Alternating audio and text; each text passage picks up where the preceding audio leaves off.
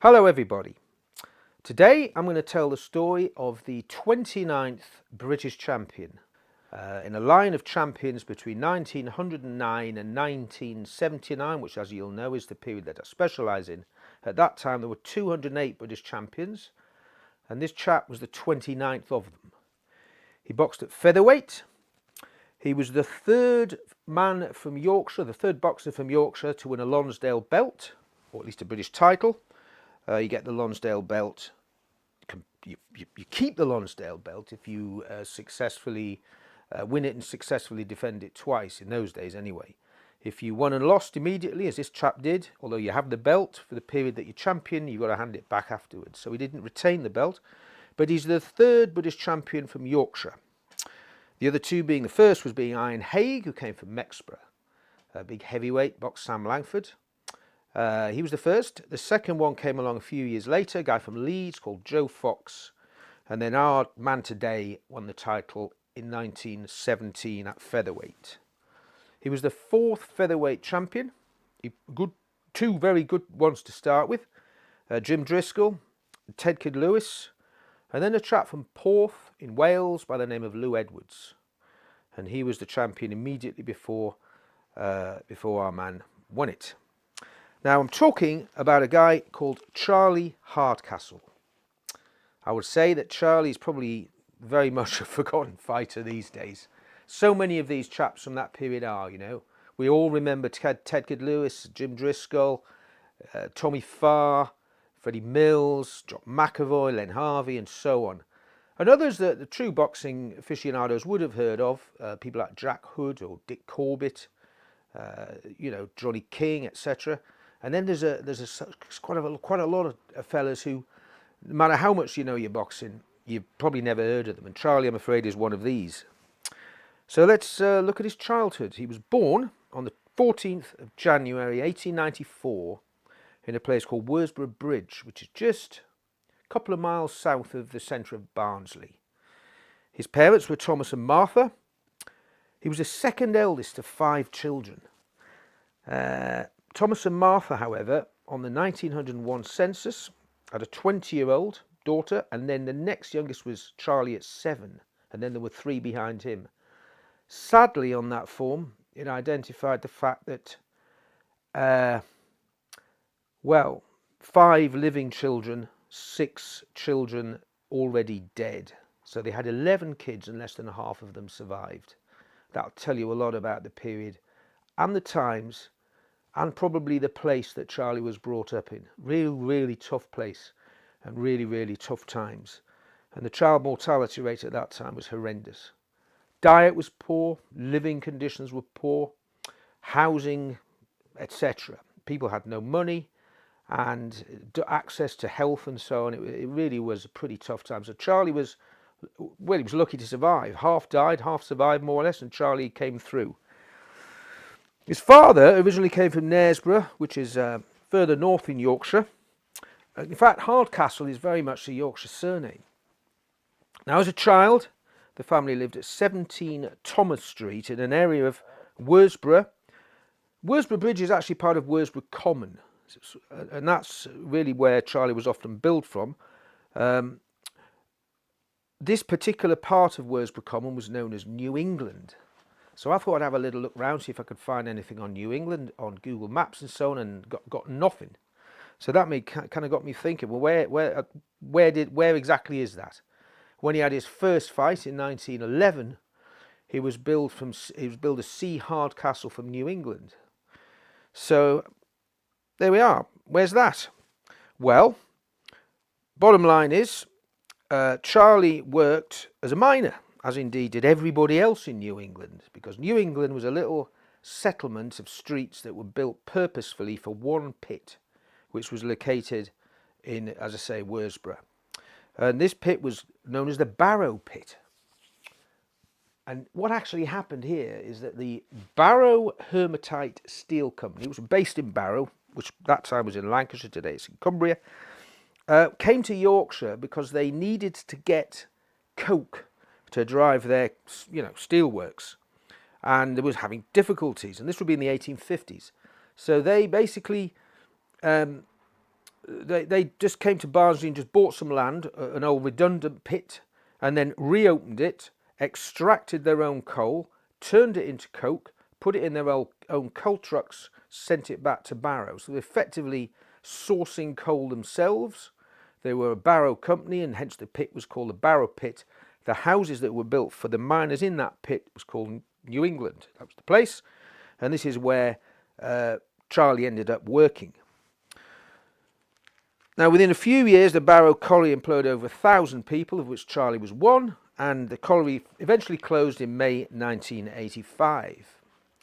So by the time Charlie is 17 years old, he's probably been mining for 3 years. He probably left school with 0 qualifications, probably could read and write, no guarantee of that. He would have always known he was going to end up as a miner, and these mining companies were, you know, they were really kind of, people were very much ingrained. They lived together, they worked together. I would think everybody in New England worked down the pit, unless it was the odd shopkeeper or publican. Virtually everybody there would have worked not just down the pit, a pit, but the pit, the same pit as each other. So they very much lived on top of each other. And in a place like Barnsley, mining communities, they would have probably followed rugby league and association football. They would have liked to box, and they would have worked and drank. Very little opportunity to, to do things that we take for granted today. Someone like Wales, another big mining community, same thing there. It would be something like the choirs that were so popular around Wales. So Newcastle, it would be something like whippet racing. But the miners would have followed a sport and something to pass the time, but usually drinking, working, and living on top of each other. Big families, lots of mortality, not a lot of pay. Tough area, really, really tough area. So when Charlie started boxing, it was in fact in 1911 at a place called Dillington Park. Now up until that time, Barnsley, there'd been some boxing there the early part, from 1900 to 1902, a place called the Circus. And then in 1910, the year before Charlie turned pro, a chap called Will Lowe started promoting at Dillington Park, which I'll explain a bit more about later. 1911, the Durn Athletic Grounds, an outdoor arena again to the south of Barnsley. That was open air boxing there. 1912, on Eldon Street in the city centre, there was the Empire Theatre. And then in 1921, the Drill Hall at Eastgate in the city. Now there's 4 venues there, all of which Charlie boxed in. So, Dillington Park Stadium, this is where Charlie had his first fight. It was constructed east of, well, it was north of High Stone Road. It was originally a park and then a recreation ground. In fact, later on, from 1934 onwards, it was taken over, and a greyhound stadium was built there that was very popular. That was eventually, I think, destroyed by fire in around about 1990. But there was boxing held there.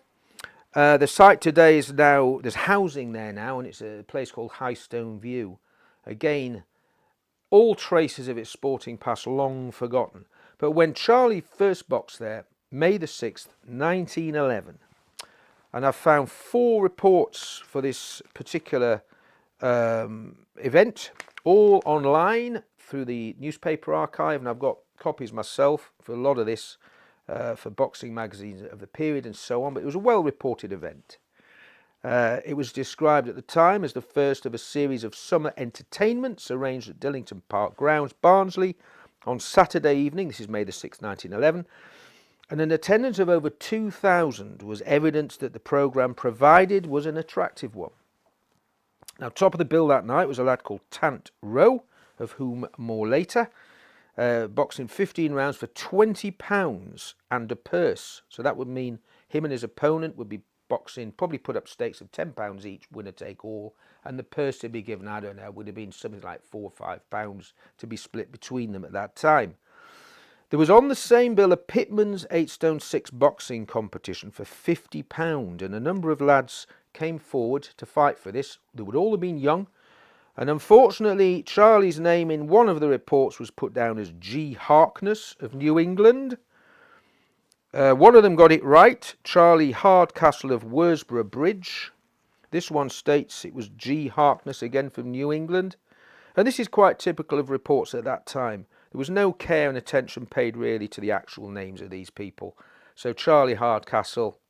This is why producing records is so difficult, because the reporter didn't care what his name was. He didn't report it accurately. It ends up in the newspapers. You come along years later trying to produce these records. Names are wrong, misspelt, etc., etc.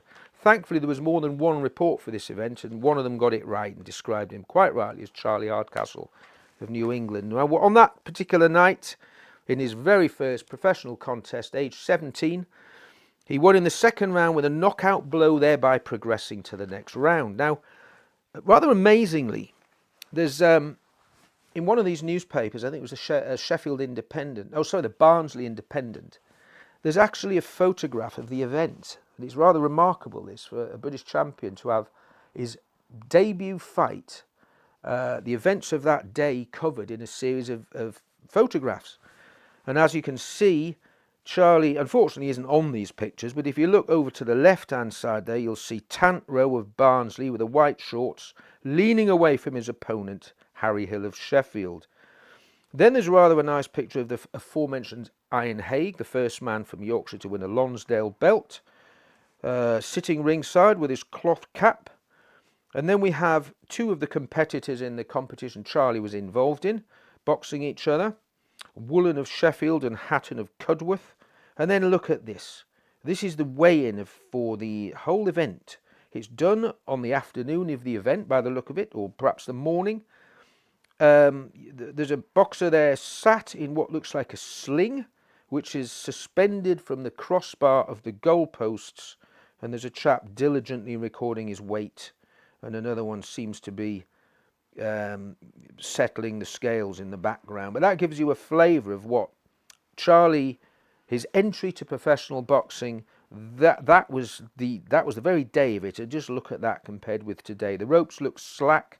The referee there's got his hand on the ropes, pushing it down. They're not tied together in any way. And it just, it really does look, compared to today, it's just another world. This is over 100 years ago, of course. In fact, it's 113 years ago.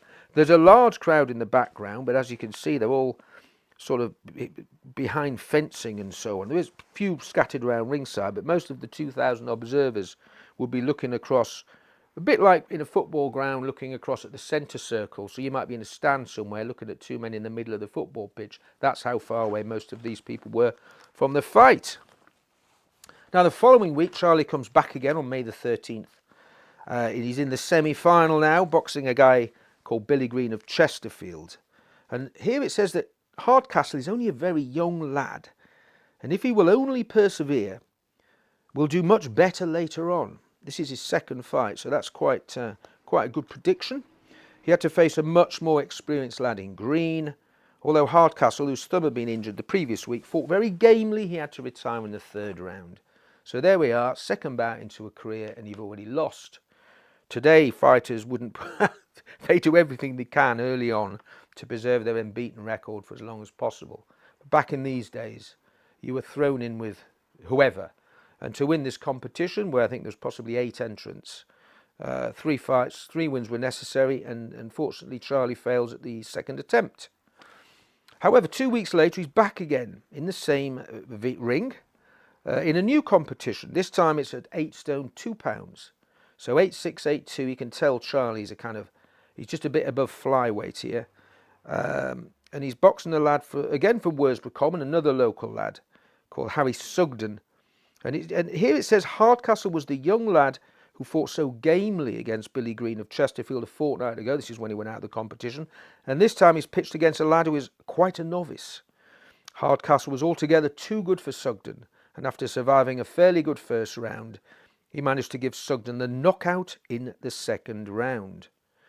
The following week, Charlie's back again, beats Ben Feely in 2 rounds to win the competition. So after 4 bouts, he's entered 2 competitions. He's won 1 of them. He's got 3 wins and a loss behind him. There's a bit of a gap then, and he pops up now, 6 or 7 weeks later, boxing this time at Sheffield, which is pretty close to Barnsley. A lot of rivalry between the 2 cities, especially at football, and again at boxing at that time that would be true as well. And this time it's a promoter, again it's Will Kay, running a show this time at a place called Carbrook, just fairly close to the centre of Sheffield. There was a pub there called the Pheasant Inn Grounds, and there was a lot of boxing at this place back in this period. In fact, well into the 20s and even early 30s, I think the Pheasant Inn Grounds was a popular place for boxing. It was a pub, and it had at the back of it a big area, and you could pack people in there on a Saturday afternoon, charge admission, sell lots and lots of beer, put a good show on. Providing the weather was good, people were happy. They could go and get tanked up in the pub afterwards, like a lot of people did. And on this particular day, there's Charlie turning up to box a kid from Shortwood in what is effectively his first 10-round bout. A lad called Jack Sidway. Hardcastle was always top dog and had his man down 3 times in the first round and knocked him out in the second. Now, there's evidence of punching power here really very, very early on. And this is, in fact, what we'll find with Charlie. He was a hell of a puncher. A few weeks later, he's back in Barnsley, back at Dillington Park, fighting a kid called Neddy Green. And he's starting to stand out now. This one, he's beaten to the world in the second round, and as Hardcastle went off with a bang, and the way he used his left and followed through the right was a treat to witness. So there's signs of promise here. I mean, this time there were so many kids boxing. There were these mining communities. They're just bred fighters. Charlie would probably have known 10 or 12 professionals living within a mile of him at age 17. But to show this sort of promise early on and for it to be commented favourably in these reports is really marking this kid out as something, you know, not at this stage special, but certainly somebody to watch. 3 weeks later, he's back at Sheffield, but this time in the city centre at Carver Street at the City Boxing Club. And he's now entering a competition, a six-round competition for the 8 stone 4 Championship of Yorkshire. So this is now not a pitman's championship. This is a competition. This is a competition for, you know, good young lads across the county. This particular bout, he's boxing a kid called Fletcher from Sheffield. And it's here it says that Hardcastle got a lucky right home on Fletcher's ribs in the second round, sending him to the boards for the full count. A few weeks later, he's in the semi-final. Oh no, there's 8 boxers left in at this stage. So he's now reached the quarter-final. It's now moved to 8 2-minute rounds, not 3 minutes. 2 minutes was very, very common in those days. 2-minute rounds were pretty much the standard for most boxing matches that weren't super, super important. And the first pair, Bullivant of Sheffield and Hardcastle of Barnsley, they looked like picking up a good contest, but Bullivant was handicapped by an abscess on the jaw and had to retire at the end of the third. So now, September the 30th, we are at the semi-final stage of what's known as the Yorkshire Belt Competition. Again, it's at the same venue. This is only 5 days later, okay? Now, today, you wouldn't be allowed to get in the ring 5 days after your last fight. In those days, you could box four fights in 5 days or in a week. It certainly wasn't uncommon, and certainly 2 in a day was quite regular. So this time he's in with a kid called Holden, who was very much fancied. It says here, this is the Boxing News report, states that Holden was very much soft thing. They thought that Hardcastle would be a soft touch for him. Well, that ain't what happened. He was boxed to a standstill and had to retire. So Charlie's now very much at the forefront of this competition, and for some reason he was due to box a guy called Louis Ruddick from Leeds, who was a real quality fighter, a bit older than Charlie, but really good fighter. And for Charlie to have beaten Ruddick would have been quite something at this stage. However, for no apparent reason, the final never happened. So, and this was queried later on, where people were kind of wondering what had happened to the belt. What's the promoter done with a belt for this? Because he'd certainly supplied one. But the fight never happened. And that meant that Charlie was kind of probably training for it, and then it disappointed. And it was quite some months after that before he got back in the ring again. When he did get back in April the 24th, 1912, he was boxing directly for the Yorkshire Flyweight title. Now, this wasn't part of the competition, but it was an unofficial title. And somebody's obviously decided, well, I'll tell you what, this competition that was never resolved, why don't we put the two guys in? We'll just call it for the title. We'll chuck Ruddick and Hardcastle in together. And unfortunately, as I stated, Louis Ruddick was quite something, and he did Hardcastle in 2 rounds. Poor Charlie had to retire, claiming a damaged hand after being beaten up for 2 rounds. So that was his first really bad loss. He then goes on and fights again at Sheffield. He's fighting here a week after that at Barnsley. Here he is a couple of months later fighting at Barnsley. And the sort of crowds he's getting, he's regularly fighting in front of 2,000, 3,000, 4,000 people, usually outdoors. This particular one here at Barnsley was August the 17th, 1912, and it's his first fight at the Barnsley Empire. Now this time, he's boxing a 22-minute rounder for £75. Now I would think, when it says for 75, what that normally means is there's probably a purse and a side stake. I would imagine the two separate parties put £25 each in, winner take all. And the promoter would probably put up a £25 purse. And I would think with that, the winner would probably take 15 and the loser 10. This is 1912. A miner at that stage would probably be earning about £3.10, or in modern money £3.50 for a week's work. So to win a fight and earn £15, or to lose a fight and earn £10, it's the equivalent of 2 or 3 weeks' pay down a mine. So it's not bad money, not great either. But if you win the contest and the winner takes all, there's a £50 there as well. Now Charlie wouldn't necessarily have won that. His backers would have put the money up, and they would have probably distributed the winnings amongst themselves, and perhaps tossed Charlie a couple of quid to add on to his purse. So it's not Charlie that's taking the winnings, it's the people who are backing him. And these are professional gamblers who like sport, the sort of people who take an interest in horse racing, whippet racing, boxing, etc. Just another sport like that. So they put the money up. They'll back the fighters, who probably feed them, train them, make sure that they're fit. But I don't think Charlie would have won £75 for winning this fight, which is what he did do. The issue was settled in the second round when Hardcastle landed a good swinging left on the bottom of the jaw, which sent his opponent down. Yet again, we've got real evidence here of Charlie, pretty solid punching power. He's dispatching people early. At this stage, he's only he's 18 and a half years old. Very few lads turn pro today at that age. A few do, but it's highly unusual. So throughout 1913, he's developing his career. He has 8 bouts that year, wins 6 of them, and he starts to fight at Liverpool Stadium. Pudgey Street in Liverpool was it's probably the top venue in the north at that stage. The old Liverpool Stadium that was pulled down, a lot of boxing there, even up until the 1990s, but the old Liverpool Stadium that was pulled down, I think the back end of the 90s, where people like John Conte fought. That was the second stadium, that was built in 1932, and that replaced this one, Pudgey Street Stadium, nearby, just behind the station, in fact, at Lime Street. And this is where Charlie boxed. And he was starting to become quite a draw in Liverpool and became quite a big favourite there. So in 1914, he's now a natural featherweight. He's only 20 years old. And here he is fighting again at Barnsley in February 1914. This time, again, 22-minute rounds for £25 a side, and the purse of £60 offered by Mr. J. Hughes. The lads met at 9 stone ringside, and the hall was filled when they stepped into the ring. Both passed the scale, but in coming down to 9 stone, Collins, his opponent, was very fine. So he'd probably drawn. He's probably had to lose weight to make it, and we see this a lot today.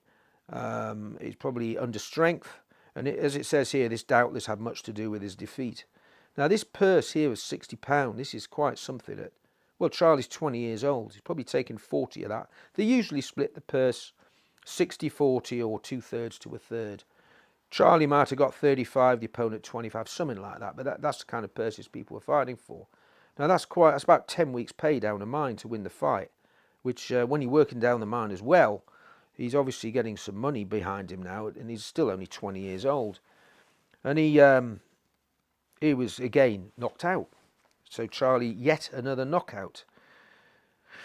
Few more fights through the summer of 1914, and of course, the summer of 1914, long hot summer, very much remembered by historians as sort of the last part of the Edwardian Golden Age, because, of course, as we all know, come August 1914, the First World War breaks out, and Britain is involved in a 4-year conflict.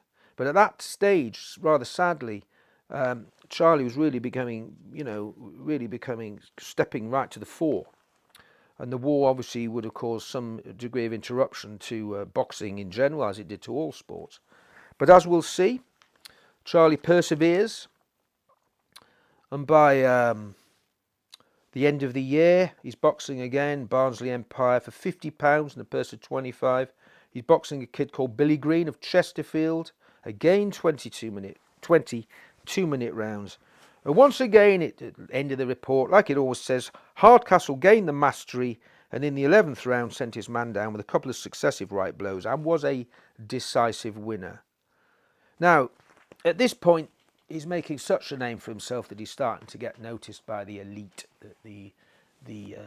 those people who determine, championship matches and who's in line for them. And at this stage, it was very much in the hands of one organisation, the National Sporting Club in Covent Garden in London. And these guys ran the sport. It was the National Sporting Club that had as its president Lord Lonsdale. He was the guy who came up with the belts.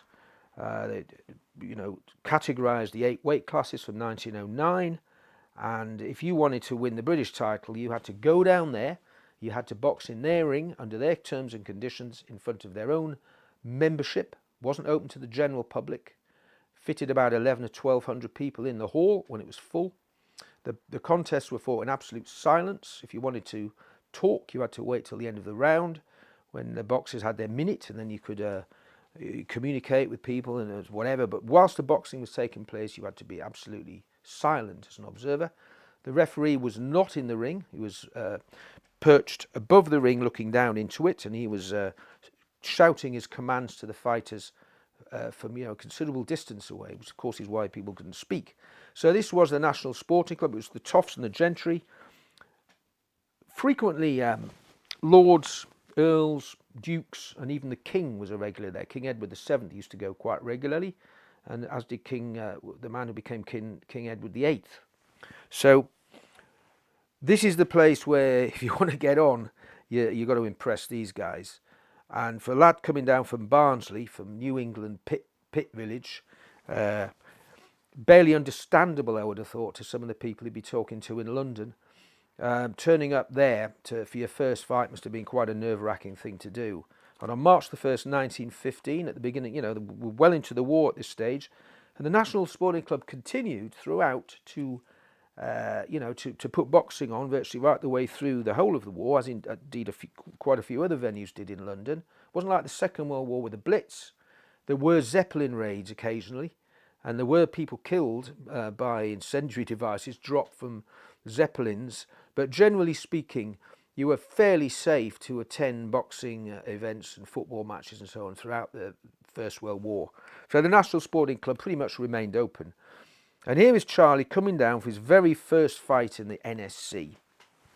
On the bill, it says here, George Matthews, the barber's brother. This is the top of the bill fight. George Matthews was the brother of Jack Matthews from Hanley, who was a barber. And his son, Jack's son, became Stanley Matthews, of course, one of the greatest footballers that this country's ever produced. So there was Stanley Matthews' uncle at the top of the bill, and Charlie Hardcastle boxing in the second most important bout that night against a lad called Mike Honeyman. Now, Mike was a future British featherweight champion. He was champion some years, 2 or 3 years after Charlie. But at this stage of his career, this is a good match for Charlie, and a tough one. This is a good ask. He's being put under some pressure here to show what he can do in front of the men. And if he cracks this, these guys are going to start taking an interest in him and start pushing him towards the title.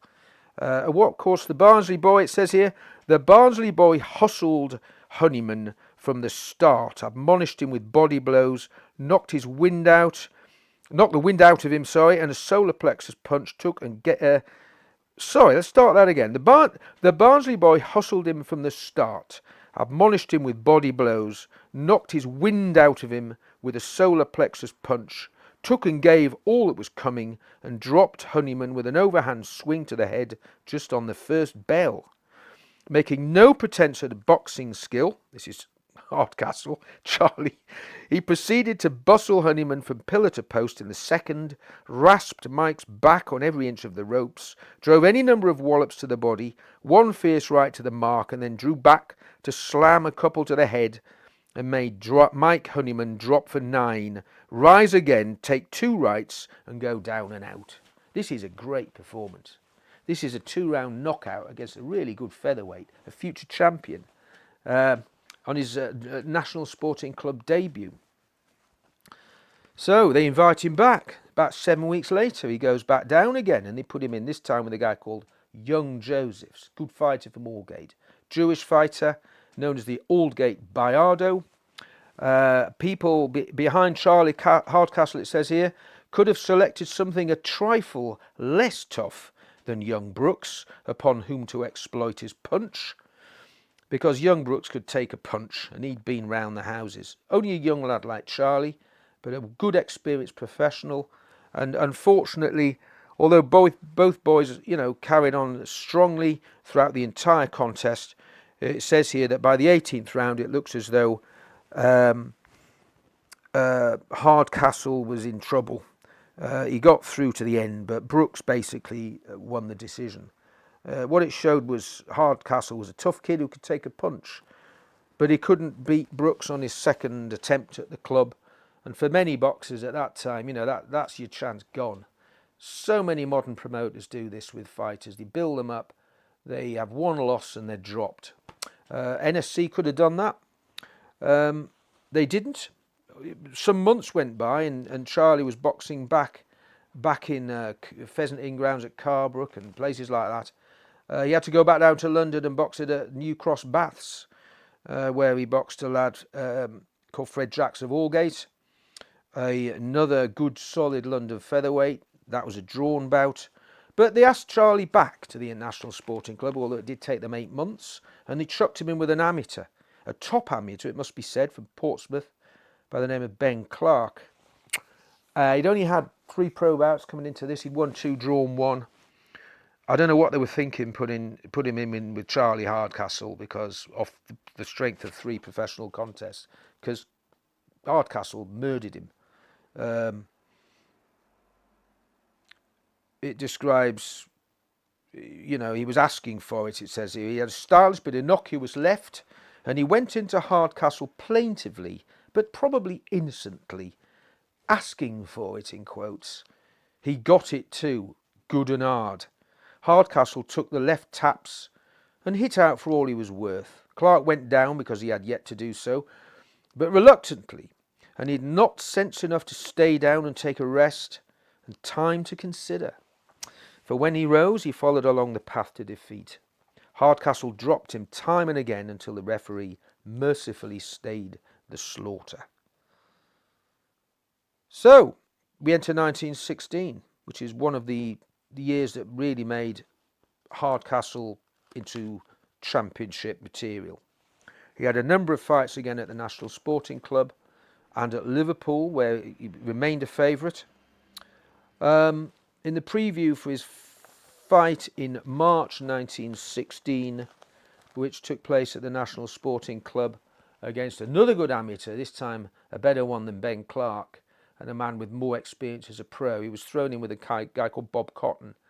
And it states, this was a very much a fight looked forward to. The stake and purse for this contest amounted to £170. Charlie wins this, he's going to get a championship fight. The champion, Lou Edwards, the man I mentioned earlier from Porth, he's over in Australia. He eventually wins the Australian lightweight title and gives up his British featherweight title. So the title's up for grabs, and Charlie's very much in the running.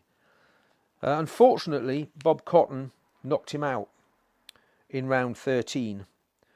And it states here in Boxing News, Hardcastle's big mistake. It is true that the good thing came unstuck and that Charlie Hardcastle, who'd been very strongly fancied indeed at the start, and was even more strongly fancied in the 8th round when Charlie had a good round, came down to the depths of defeat after looking most singularly like a good winner. It may be argued that he'd himself to blame, chiefly for the disaster which overtook him, but it was an error which many far more experienced men have made in their time, and it was to an error on the right side. He'd have evidently made up his mind right from the start that the waiting game would be the best adapted to the circumstances of the case, and he played the waiting game all through. In fact, he overplayed it. For if he had not maintained such a resolute self-mastery, he must almost certainly have sent Cotton to sleep for well more than 10 seconds in that thrilling 8th round. The problem was Cotton took all his shots in the 8th, came back and knocked Hardcastle out in the 13th. Now it's at this stage that he comes into contact with a man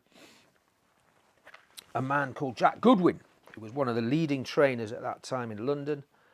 He wrote a very good book called Myself and My Boxers. And this is it. This was written in the late 20s, and he talks about all the great fighters he's come across during his career as a trainer, and Hardcastle he particularly liked, as you'll hear.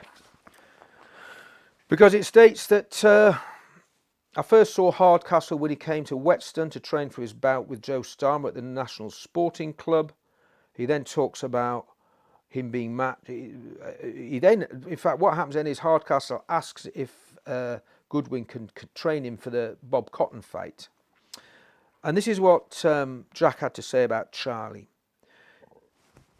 Charlie was one of the nicest boys I ever looked after. He was a featherweight and by profession a miner. When not fighting, he was busy at work down the pit. And I've known times when he was too busy at the mine to devote his days to training and had to do his best with gymnasium exercises in the evenings. Now, of course, Charlie being a miner, a hard day's work in the pit, the last thing you want to do is go down the gym and spar like you need to do.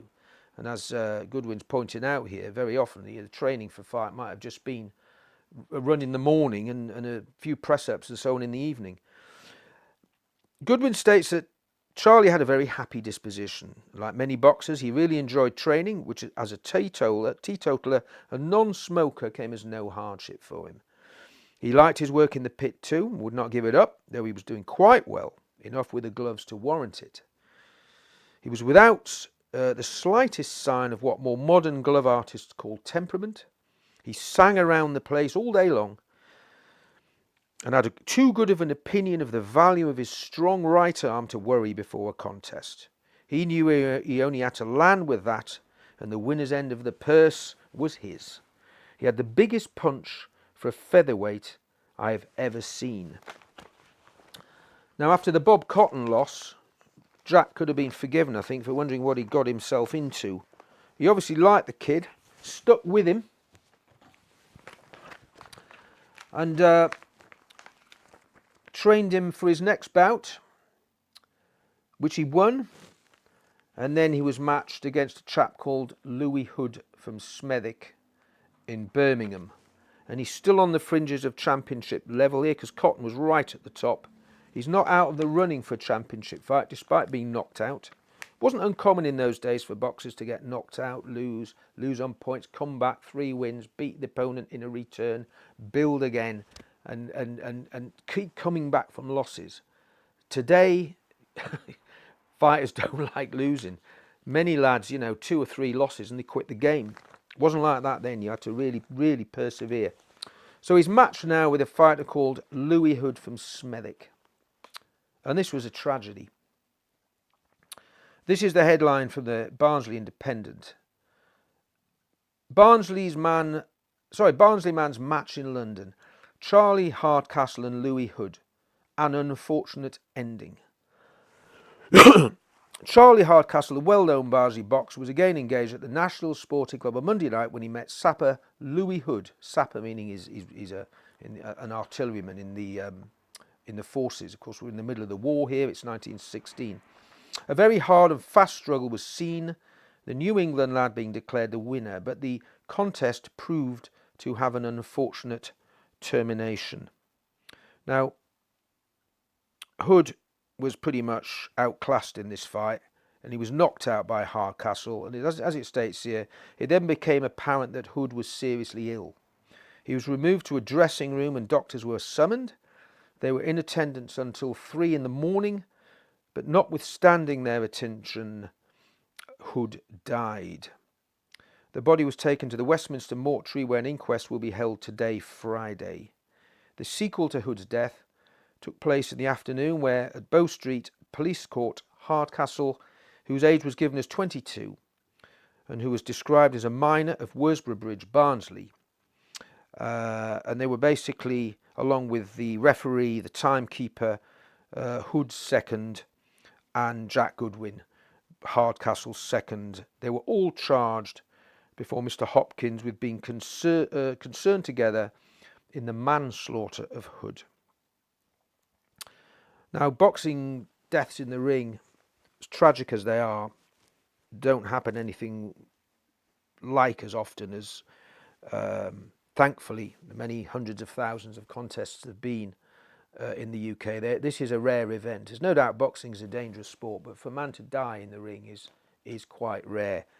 And for a 22-year-old lad boxing in London on the way to championship honours, to have your opponent die in the ring like this must have been pretty horrendous.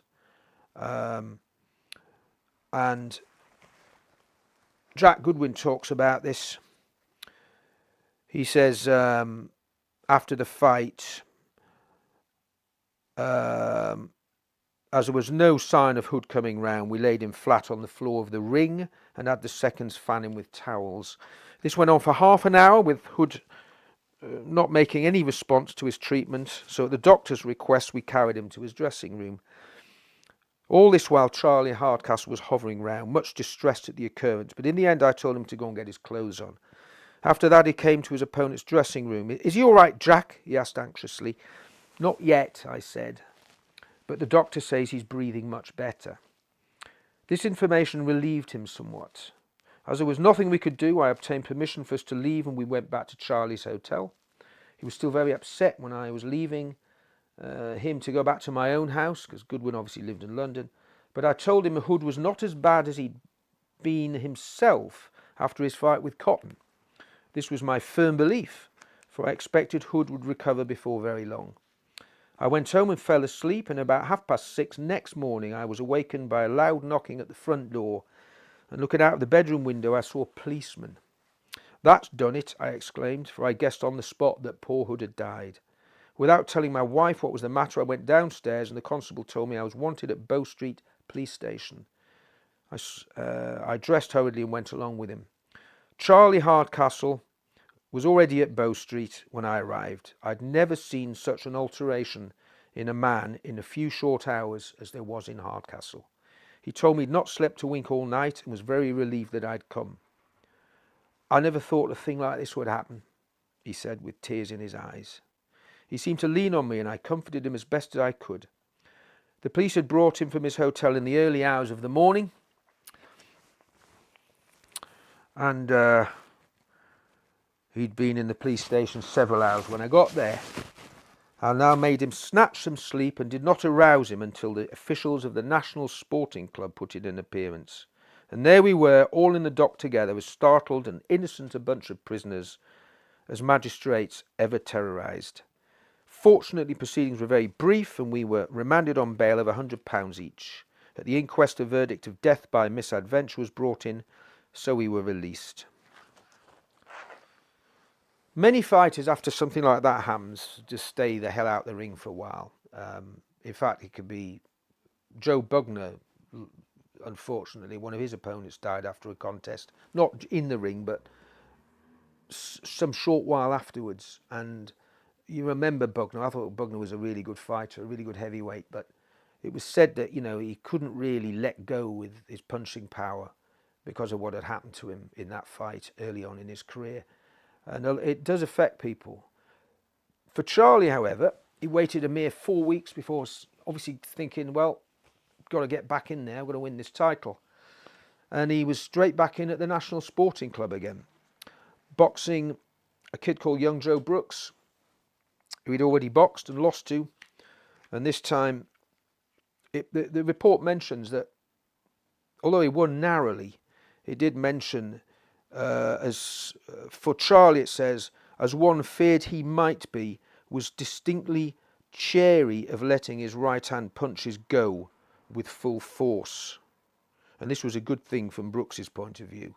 So it looks here straight away, the comment is he's pulling his punches slightly, and that's almost without doubt because of what had happened to his previous opponent. So by the end of 1916, he's on the cusp of a championship contest. It was then that he married a girl called Mabel Rowe. He married her on December the 30th, 1916. Now, Mabel lived also in Thomas Street in New England. Charlie was at 17, Mabel was at 36. I would have thought that Charlie would have known Mabel all his life from being a kid. She was a couple of years younger than him. And do you remember the name Rowe? Tant Rowe, the guy who was photographed in the ring on the day of Charlie's debut in 1911. And I wonder, I don't know for certain, but I suspect Mabel and Tant were perhaps brother and sister, or certainly cousins. And it looks like Charlie would have certainly known Tant Rowe, because again, in boxers from New England, they would probably have trained together. Tant boxed right the way through to boxed from 1910 to I think 1926. He was a decent fighter. And Charlie I'm pretty sure this is probably Mabel. Mabel would probably be Tant's sister. I don't know for sure, but I would guess so. By 1921, however, this is within 5 years, sadly, Charlie and Mabel were living apart. And there was a child involved. He had a child called Stanley. The marriage wasn't a success, but he married her before he won the championship and after he'd unfortunately been responsible for the death of Louis Hood in the ring. So these were pretty emotional times for him. They married very late in 1916, December the 30th, rather a strange day to get married. One wonders why. He then goes back to the National Sporting Club. He's been married a month and he's now fighting an ex-British featherweight title contender, a serious veteran of the ring, guy by the name of Seaman Arthur Hayes, who boxed for the title of the British title about 6 or 7 years before this. And in this particular instance, Charlie lost. So another setback. He comes back in the April, again at the National Sporting Club. Now, this is probably his last chance. He's thrown in with a Welshman by the name of Billy Fanner, a less experienced lad. Another minor, like Charlie, and they matched the box at 9 stone. And this was described as an eliminator by the National Sporting Club. I don't think these two were the best in the country at that stage. But either way, Charlie knocks him out in the 7th round. And this puts him straight in line, despite 1 or 2 losses, to be matched for the featherweight title, which again, as I've explained, would have had to have taken place at the National Sporting Club. Some of the leading contenders would be abroad. Others would have commitments in the army, etc. Others, because of those commitments and certain things that were going on at a time of war, may not have been ready for a title fight or may not have wished one. So Charlie gets the chance. He's put in with a guy from Hoxton, another ex-amateur by the name of Alf Y. Good amateur, Alf was. I think he was ex-ABA champion. He'd had 38 contests coming into this fight, about 10 or 15 less than Charlie. He'd won his last 8, although early on in his career he was notable for being stopped inside the distance.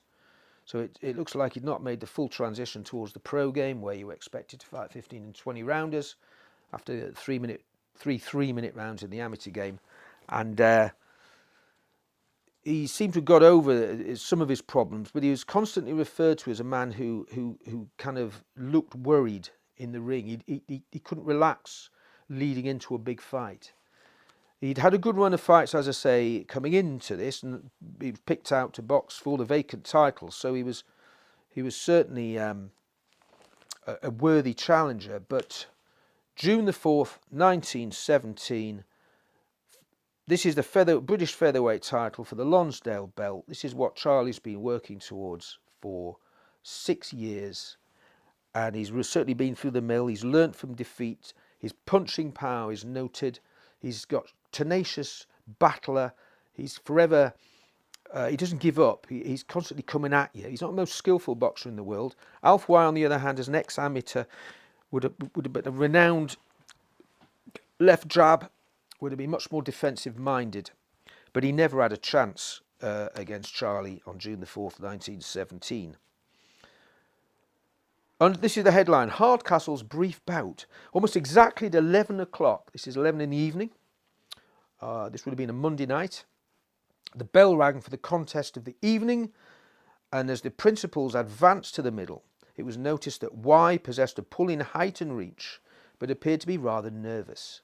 They put up their hands and sparred for a few seconds, then Hardcastle made a half step to get in, but as he did so, Y was away. The Barnsley man followed up, and as he came, Y sent the left lightly to the face and danced back. Hardcastle again tried to weave in, but the soldier was not to be caught and continued to box on the defensive until about a minute and a half had elapsed. Then he made a feint with the left hand, and Hardcastle stepped in and shot the right high on the jaw. Nobody expected it to be a winning shot, but that is what it proved, for Y swayed and then dropped like a log to the floor. He was obviously out and rolled over onto his back, not to move, ere the timekeeper called out. The bout lasted scarcely 2 minutes and will go down as one of the shortest Lonsdale belt battles decided. So he's won the British title at last. Jack Goodwin comments, the match was made for £100 a side for the Featherweight Championship in the Lonsdale belt. This time I demanded that Hardcastle come to train at Whetstone, which is just outside London, where Goodwin trained most of his fighters in a pub, and he'd come down there for 3 weeks, and this Charlie did. It was the longest and best preparation I'd ever been able to give him. His supporters in Barnsley were very keen on his winning the title, while Charlie entered into the spirit of the thing in his usual cheery way. We took things fairly easily during the first week, starting off in real earnest afterwards. Joe Fox came down. Joe was the second Yorkshireman to win the British Lonsdale belt. Joe Fox came down for a weekend from Chatham, where he was beginning his own preparation for fight. He saw Charlie box and told him that he was much faster than he'd seen him before. I wish I could train here, Joe added. I won both my belt fights here. And I shall win mine too, said Charlie confidently. Then we shall have 2 Yorkshire Lonsdale belt winners. In fact, they were the second and the third. Fox's last words to Hardcastle were, "Don't forget to win." "I'll win all right, and in quick time too, shan't I, Jack?" said Hardcastle. "Well," I said, "it only took Fox a round and a half to beat Y at the ring." "I'll do it quicker than that," said Hardcastle prophetically. After winning the title, he boxed once. Where did he go here? He boxed... oh no, wait a minute, yes. Okay, so yes, he had a contest against Louis Ruddock, that previous rival who'd beaten him for the Yorkshire title some years earlier. This again was in London, and he somewhat luckily came through this. It was a tough fight again. He boxed Ruddock 3 times, never beat him. And in this, well, yes, he did. He beat him here, but it was a disqualification. So he beat Ruddock by disqualification, but he didn't look particularly good. And this was only a few weeks, well, it was actually about 5 or 6 weeks after he'd won the title. So with one fight since he'd become the champion, he then defends his title on November the 5th, 1917, against a Scotsman called Tansy Lee. Tansy Lee had been in the ring and beaten Jimmy Wilde, for the great Jimmy Wilde, for the flyweight title in 1915. He'd been boxing 7 years. He'd only lost 3 contests. Although he'd lost to Wilde in a return in 1916, he'd won 6 straight since then, including a win over Louis Ruddock. This is a tall order for Charlie, defending his title for the first time. And unfortunately, as the headline states here, boxing Tansy Lee's belt, Charlie Hardcastle loses the featherweight title. And the report, this looks like a report from, I think, the Manchester Sporting Chronicle. There was an unusually large crowd outside the National Sporting Club to see the principals enter the historic portals for the purpose of weighing in. John Maguire, the well-known Edinburgh sportsman, was in charge of Lee, and Tansey, looking bronzed as a South Sea Islander, wearing his inevitable happy, son of the morning smile, stepped onto the scales in the centre of the ring. He was wearing his shirt and socks. The platform did not budge. Lee had to remove his shirt, and it was found that he scaled 8 stone 13 and a half.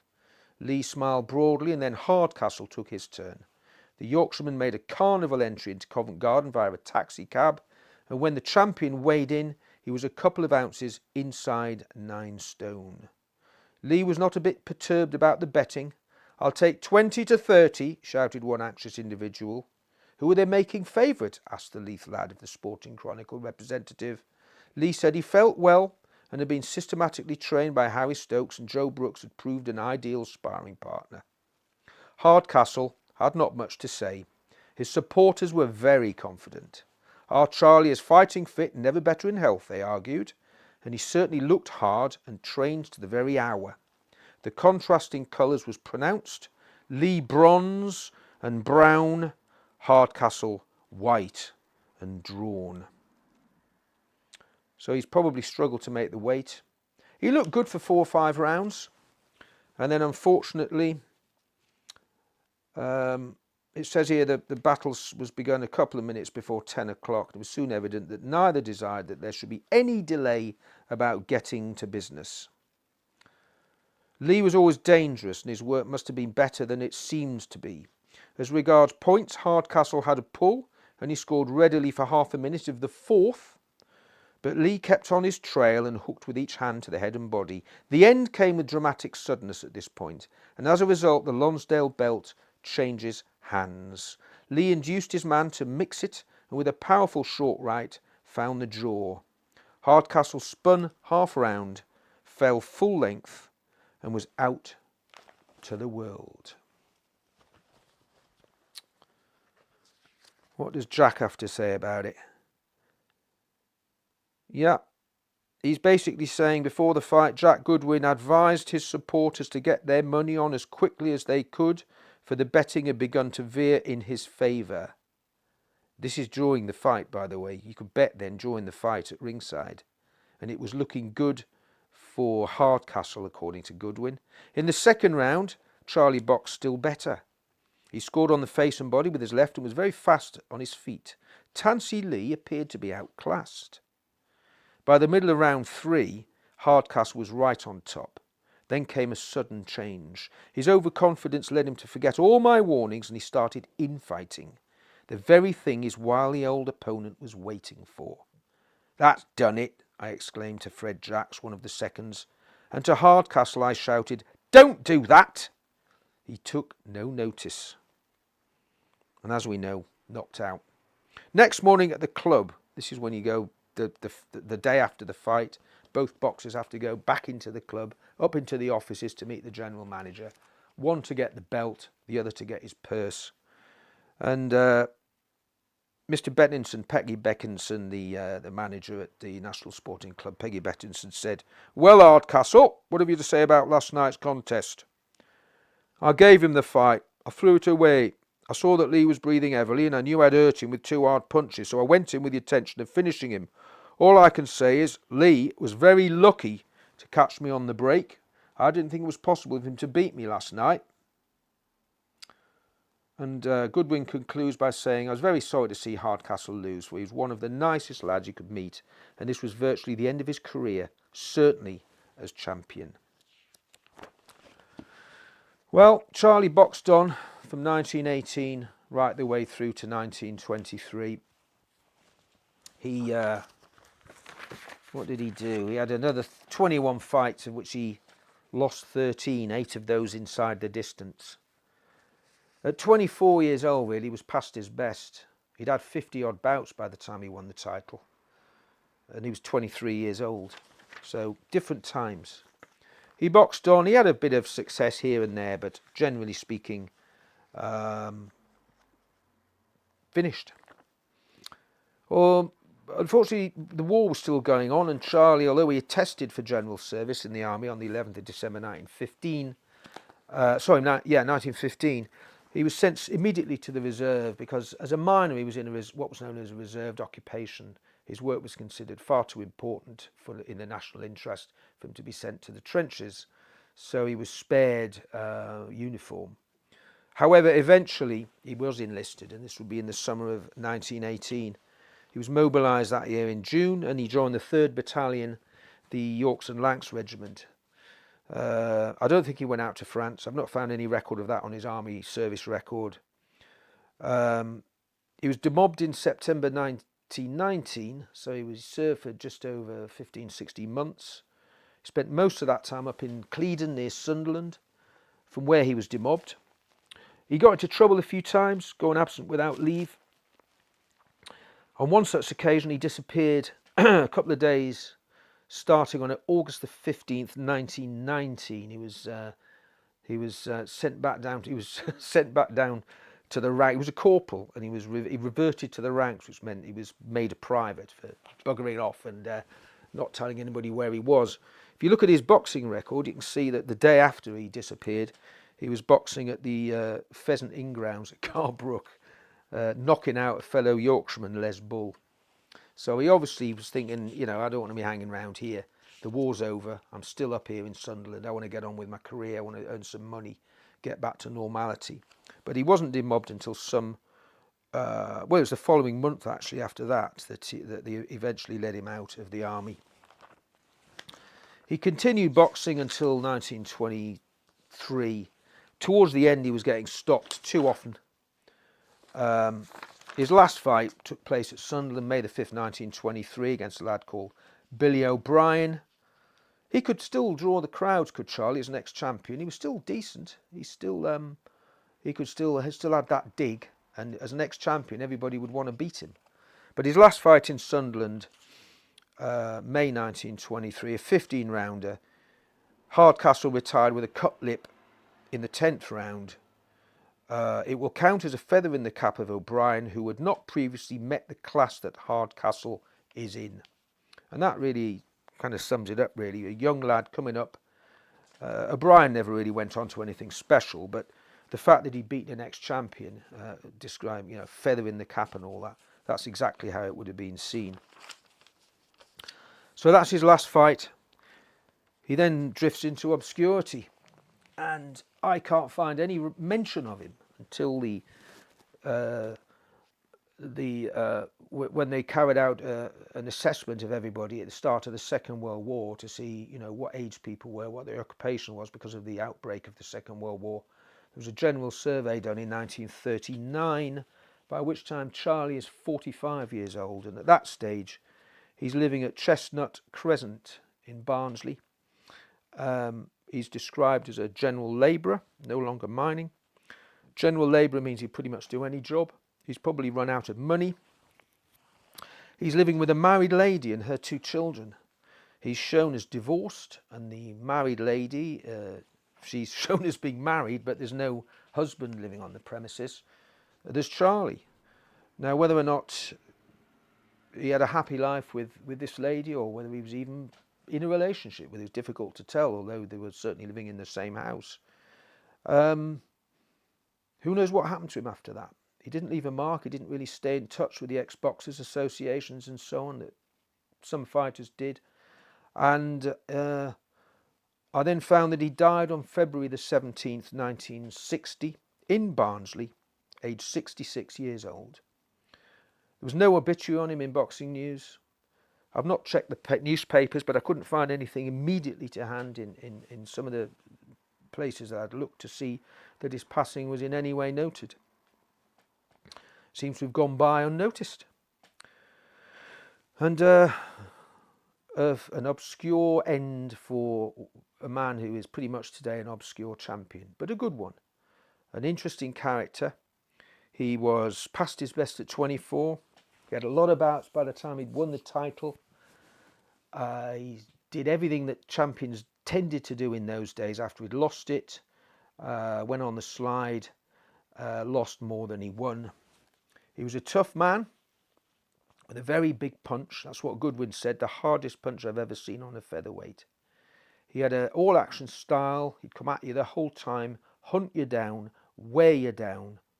He fought hard to get to the top, had the misfortune to have an opponent die in the ring, but he got there, and he had the Lonsdale belt round his waist, the 29th man to do so.